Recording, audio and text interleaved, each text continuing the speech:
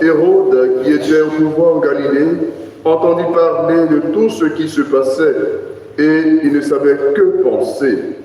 En effet, certains disaient que Jean le Baptiste était ressuscité d'entre les morts. D'autres disaient, c'est le prophète Élie qui est apparu.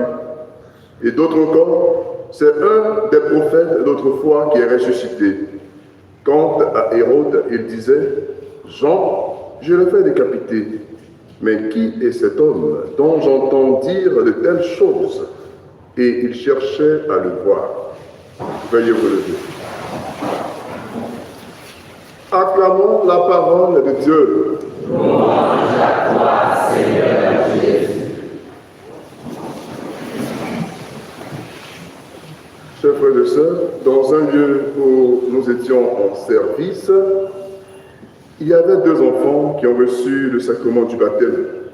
Et puis, ils ont fait la 4e année, ils devaient faire la 5e année, et ils étaient en classe d'examen. Au moment de l'inscription de la catéchèse, ne voyant pas leur nom sur la liste, nous avons approché les parents. Ah mais les enfants là, qu'est-ce qui se passe? Depuis là, vous ne les avez pas encore inscrits. Fort fut notre surprise d'entendre la mère dire, hé mon père, cette année les enfants n'ont pas ce BPC. Donc j'ai préféré les inscrire, ils vont se reposer un peu. L'an prochain, ils vont faire confirmation. Est-ce que vous voyez un peu le décalage? La maman dit, elle inscrit ses enfants pour qu'ils puissent passer le BEPC. Quant à la confirmation, qu'ils attendent. Quand ils vont avoir le BPC, ils vont avoir plus de temps pour pouvoir se préparer à la confirmation. Frères et sœurs, c'était dans un lieu où nous étions en service. Mais ici à Port-Boué, malheureusement, nous avons constaté aussi cela. Beaucoup de parents, malheureusement, disent aux enfants ou aux jeunes d'attendre, ou eux-mêmes, jeunes et enfants, sur la base de ce que les parents disent, ne viennent pas continuer la catéchèse parce qu'ils sont soit en classe d'examen ou ils disent ne pas avoir assez de temps. Mais en réalité, qui est le maître du temps? Qui est le maître de la vie? Pourquoi donc négliger ce qui concerne Dieu au profit de ce qui concerne l'homme? Pourquoi ne pas créer une certaine organisation de notre temps pour prendre à cœur ce qui concerne Dieu? En faisant cela, nous ressemblons aux gens de la première lecture qui disent « Le temps de reconstruire le temple n'est pas encore arrivé ». Et pourtant, ils vivent dans des maisons luxueuses et des palais. Faisons, frères et sœurs, des choses sans négliger celles de Dieu. Prenons en considération les choses qui concernent Dieu sans les remettre à plus tard.